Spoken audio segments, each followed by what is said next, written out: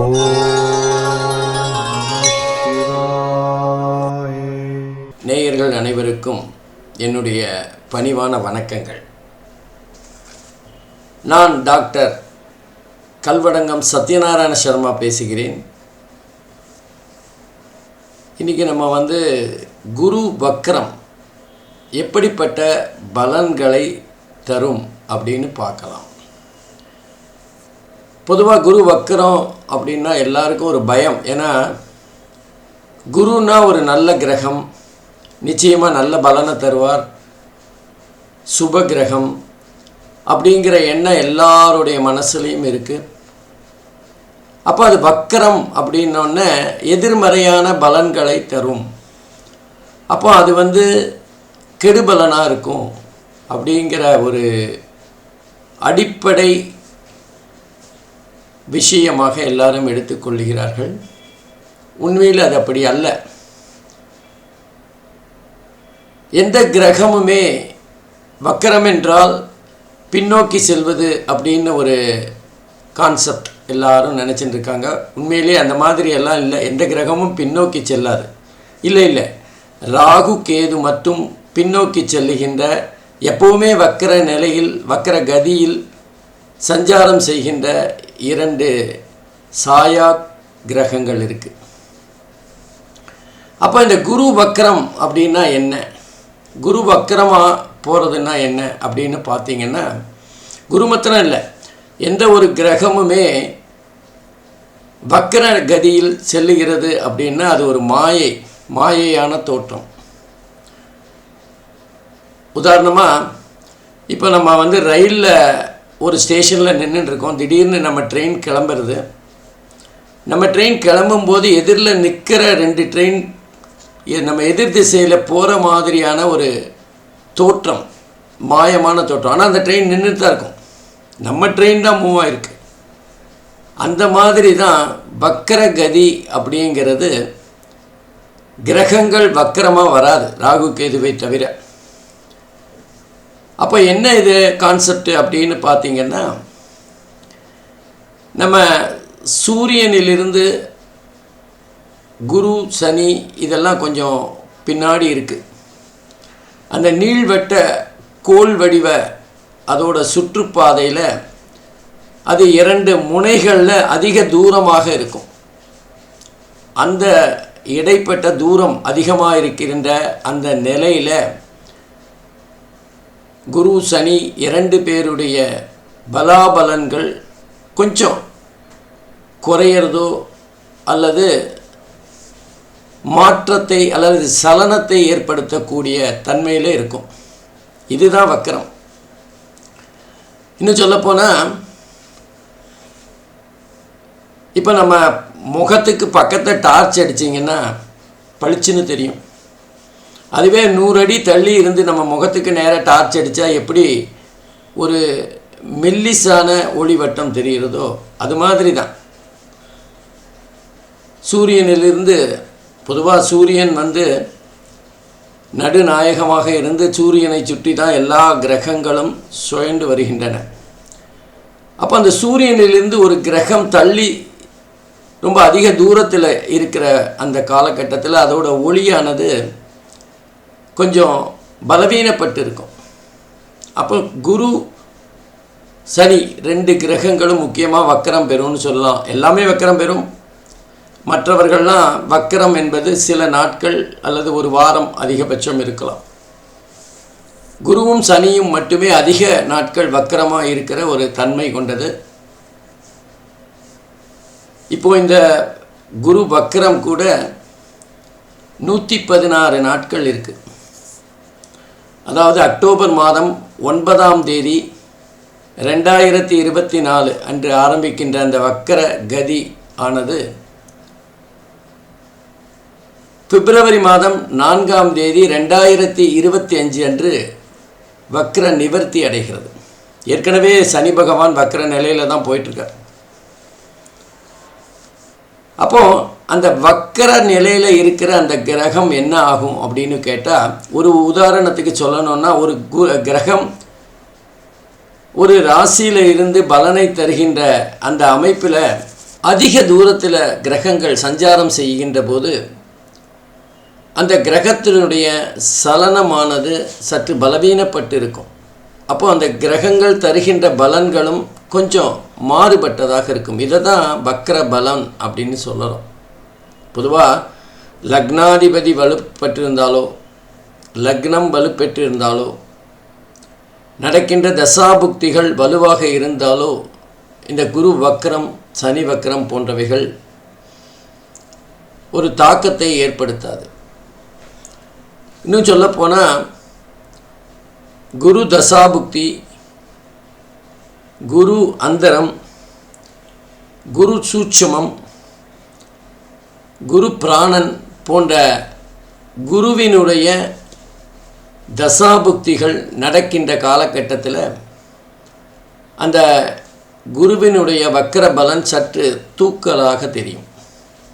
ஆகவே யாருக்கெல்லாம் குரு தசாபுக்திகள் அந்தரம் சூட்சுமம் பிராணன் நடக்கிறதோ அவங்களுக்கு அந்த குருவினுடைய பலாபலன்கள் ஒரு தெரிகின்ற வகையில் கொஞ்சம் அதிகமாக இருக்கக்கூடும்.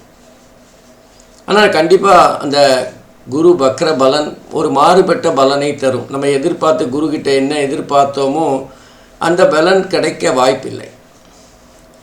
அது மாத்திரம் இல்லாமல் அந்த குரு இந்த வக்கர காலத்தில் எந்தெந்த ராசிகளை பார்க்குறாங்களோ அது பெரிய அளவில் மாறுதல் இல்லை. ஏன்னா இந்த தடவை ரிஷப ராசியிலேயே வெறும் நட்சத்திர பாதங்கள் அடிப்படையில் தான் குரு வக்கர நிலையில் போகிறார். ஆனால் 116 நாட்கள், ஒரு 3 மாதம் 20 நாட்கள்னு வச்சுக்கோங்களேன். அந்த காலகட்டம் குருவினுடைய பலாபலன்கள் 12 ராசிக்கும் சற்று மாறுதலுக்கு உட்பட்டது. எந்த மாதிரியான மாறுதல் இருக்கும் ஒவ்வொரு ராசிக்கும் தனித்தனியாக பார்த்துடலாமா? வாங்க பார்த்துடலாம். அன்பிற்கினிய துலாம் ராசி அன்பர்களே, இன்றைக்கி நம்ம குரு வக்கர நிலையில் வக்கரமாக சஞ்சாரம் செய்கின்ற போது துலாம் ராசிக்கு எந்த மாதிரியான பலாபலன்களை தரப்போகிறார் அப்படிங்கிறத தான் பார்க்க போகிறோம். இந்த அதாவது அக்டோபர் மாதம் 9ஆம் தேதி 2024 முதற்கொண்டு குரு பகவான் வக்கரமாக 116 நாட்கள் சஞ்சாரம் செய்து பிப்ரவரி மாதம் 4ஆம் தேதி 2025 அன்று வக்கர நிவர்த்தி அடைகிறார். இந்த 116 நாட்களும் குரு பகவான் துலாம் ராசியை பொறுத்தவரை எந்த மாதிரியான பலனை தரப்போகிறார்? ஏன்னா துலாம் ராசிக்கு அஷ்டமஸ்தானத்தில் சஞ்சாரம் செஞ்சுட்டுருக்கார் குரு பகவான். அந்த குரு பகவான் துலாம் ராசிக்கு 3 மற்றும் 6வது வீட்டு அதிபதி. 3ங்கிறது முயற்சி ஸ்தானம், சகோதர ஸ்தானம், நம்ம வெளிநாடு பற்றி சொல்லுகின்ற அல்லது குறுகிய காலம் வெளிநாடு சென்று வருகின்ற ஒரு தன்மையை சொல்லுகின்ற இடம். அதே மாதிரி தொலை தொடர்பு பற்றி சொல்லுகின்ற இடம். 6வது இடம் நம்ம ஏற்கனவே தெரியும், ருண ருத்ர ரோகஸ்தானம், கடனை பற்றி சொல்லும், நோயை பற்றி சொல்லும், எதிரிகளை பற்றி சொல்லக்கூடிய இடம். ஆனால் அதே இடம்தான் தொழில் பற்றி, தொழில் எந்த மாதிரியான தொழில் நமக்கு சரிப்பட்டு வரும்னு சொல்லக்கூடிய இடமும் 6வது இடம்தான்.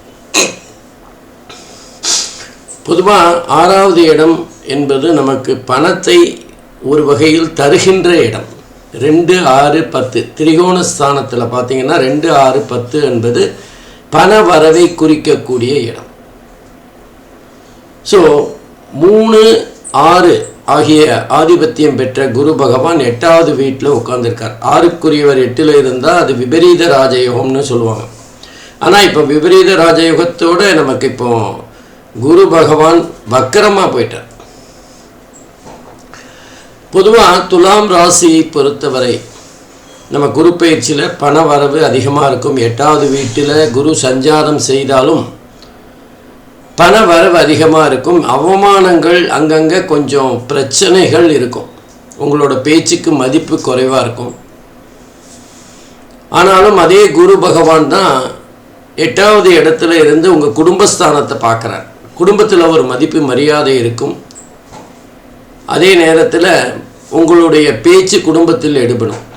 பண வரவு என்பது குடும்பத்தில் கொஞ்சம் அதிகப்படியாக இருக்கின்ற காலகட்டமாக இருக்கும், அல்லது நீண்ட நாட்களாக உங்களுக்கு வரவேண்டிய பணம் அந்த காலகட்டத்தில் வந்திருக்கும்.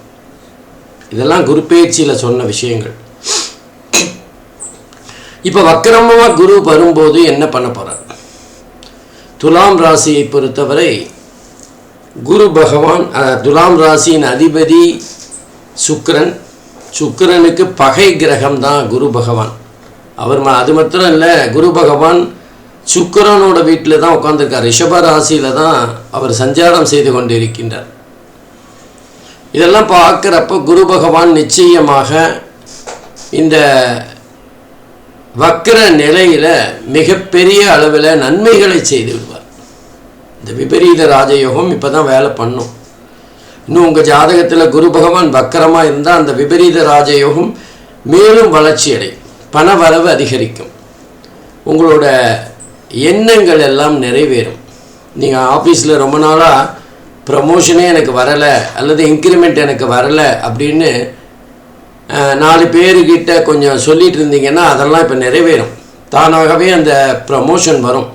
நீங்கள் கேட்காத அந்த என்ன சொல்கிறது, சம்பள உயர்வு கிடைக்கும். அது மாத்திரம் இல்லை, சில பேருக்கு இடமாற்றமும் ஏற்படக்கூடும். வேலையில் மாற்றம், இடமாற்றம். ஏன்னா 8வது வீடு இல்லை, நம்ம எதிர்பாராத சில விஷயங்களை நடத்தக்கூடியது தான் 8வது வீடு. நம்ம யாருமே எனக்கு அசிங்கப்படணும், அவமானப்படணும், அகௌரவப்படணும்னு யாரும் நினைக்க மாட்டாங்க. அதெல்லாம் நடத்தக்கூடிய இடம்தான் 8வது இடம். அதனால் கொஞ்சம் நம்ம அலுவலகத்தில் நமக்கு தேவையில்லாத, நம்ம எதிர்பார்க்காத இடமாற்றங்கள் நடக்கும். இல்லை வீடு மாற்றுகின்ற சில பேருக்கு தன்மையும் இருக்கும். இருந்தாலும் அந்த இடமாற்றம் அல்லது வீடை தான் மாத்திரம் எல்லாமே நன்மையாக முடியும். சில பேர் சொந்த வீட்டிலேருந்து வாடகை வீட்டுக்கு போவாங்க, சில பேர் வாடகை வீட்டிலேருந்து சொந்த வீட்டுக்கு போகிறதுக்கான வாய்ப்புகளும் இருக்குது. எப்படின்னா நம்ம சொந்த வீடு இங்கே இருக்கும், ஒரு 2 வருஷம் 3 வருஷம் வெளியூரில் வேலை பார்க்க வேண்டிய ஒரு சூழ்நிலை இருந்தால் அங்கே வீடு வாங்க முடியாது, அங்கே வாடகை வீட்டுக்கு தான் போகணும். அந்த மாதிரி ஏதோ ஒரு வகையில் நம்ம நினைக்காத சில மாற்றங்களை செய்யக்கூடிய காலகட்டம் தான் இந்த துலா ராசிக்கு இந்த குரு வக்கர நிலை. ஏற்கனவே 6க்குரியவர் 8ல் இருக்கார், விபரீத ராஜயோகம்னு பார்த்தோம். 3வது வீட்டுக்குரியவரும் அவரும் 8ல் இருக்கார். அப்போ முயற்சிகளை பண்ணாவிட்டால் எந்த காரியமும் நடக்காது. நம்மளோட முயற்சிகள் தான் மிக மிக பெரிய ஒரு என்ன சொல்கிறது, அவசியமான ஒன்று. இப்போ இந்த கட்டம், இந்த வக்கரமாக இருக்கிற காலகட்டத்தில் நீங்கள் எந்த முயற்சியும் செய்யாமல் சில விஷயங்கள் தானாகவே நடக்கும். இதுதான் இந்த வக்கர நிலையில் நடக்கிற போகிற ஒரு விஷயம். நீங்கள் எந்த விதமான முயற்சியும் செஞ்சுருக்க மாட்டீங்க, உங்களுக்கு வேலை உயர்வு கிடைக்கும். நீங்கள் எந்த விதமான முயற்சிகளும் செஞ்சுருக்க மாட்டீங்க, உங்களுக்கு வேறு இடத்திற்கு மாற்றல் கம்பல்சரியாக உங்கள் மேலே திணிக்கப்படும். சில சமயம் அது நமக்கு நன்மையாக இருக்கும், சில சமயம் அது நமக்கு ஆரம்பத்தில் நன்மைகள் கண்ணுக்கு தெரியாமல் இருக்கும்.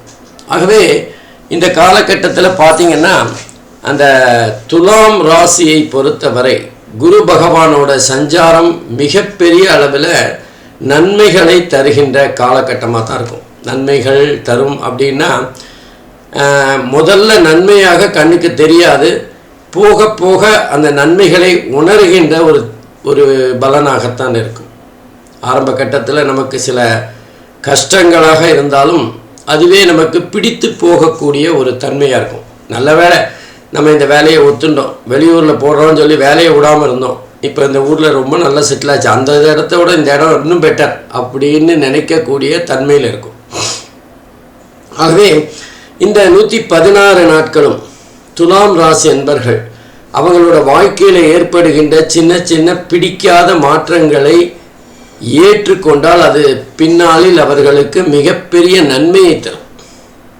நமக்கு இப்போ பிடிக்கலை, ஒரு காலேஜில் நம்ம அட்மிஷனுக்கு போகிறோம், நம்ம கேட்ட காலேஜ் அட்மிஷன் கிடைக்கல, அதுக்காக நான் இந்த படிப்பு படிக்க மாட்டேன், நான் வெளியூரில் போய் ஹாஸ்டலில் தங்கி படிப்பேன் அப்படின்னு சொல்லாமல் கிடைச்ச காலேஜில் கிடைச்ச பாடப்பிரிவில் படிச்சிங்கன்னா அதுவே ஆஹா நம்ம இதை முதல்லையே தேர்ந்தெடுத்துருக்கலாமோ, இதில் இவ்வளவு நன்மைகள் இருக்கா, இது இவ்வளவு பெரிய வேல்யூ இருக்கா அப்படின்னு நமக்கு தெரியாத ஒரு பாடத்தை சொல்லி கொடுக்கும்.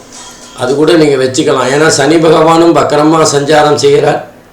துலாம் ராசிக்கு 5வது வீட்டில் சனி பகவான் வக்கரமாக சஞ்சாரம் செஞ்சிருக்கு. 5வது வீடு என்பது நம்முடைய படிப்பை பற்றி, புத்திசாலித்தனத்தை பற்றி சொல்லுகின்ற ஒரு இடம், பூர்வீகத்தை பற்றி சொல்லுகின்ற இடம், நம்மளுடைய பூர்வ புண்ணிய ஸ்தானமும் அதுதான்.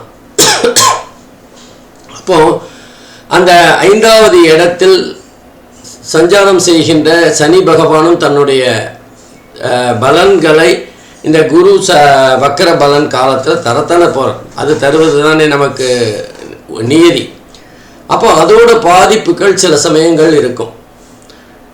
அதே மாதிரி 5வது இடம் காதலை பற்றி சொல்லுகின்ற இடம். அப்போ காதலில் ஏதாவது பிரச்சனைகள் வருவதற்கான வாய்ப்புகள் இருக்குது. காதல் நமக்கு கசக்கக்கூடிய தன்மையாக இருக்கும், இல்லை காதலை வெறுத்து ஒதுக்கக்கூடிய தன்மையாக இருக்கும். சில பேருக்கு காதல் கைகூடி வரலன்னு திருமணமே செஞ்சுக்காமல் இருப்பாங்க.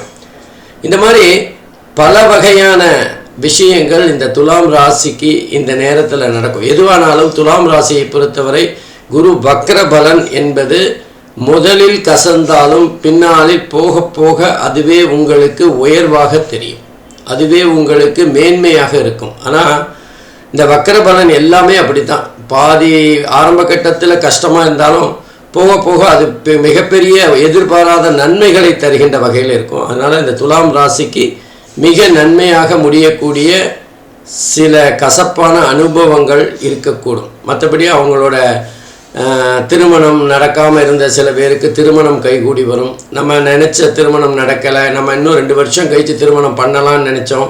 இப்படி பலவிதமான எண்ண ஓட்டங்கள் இருந்தாலும் திருமணத்தை நடத்தி வைக்கின்ற ஒரு காலகட்டமாக இருக்கும். சில பேருக்கு புத்திர பாக்கியம் தள்ளி போகணும் அப்படின்னு 3 வருஷம் குழந்தை வேண்டான்னு நினைப்போம். ஆனால் அவங்கள அறியாமல் குழந்தை பிறக்க வேண்டிய ஒரு சூழ்நிலை ஏற்படும். இந்த மாதிரி நம்ம எதிர்பாராத சில விஷயங்களை நடத்தி காட்டுகின்ற ஒரு காலகட்டம் தான் இந்த காலகட்டம். ஆகவே துலாம் ராசி என்பர்கள் எதிர்பாராதது நடந்தாலும் சந்தோஷமாக எதிர்கொள்ள வேண்டியது அவர்களுடைய வேலை.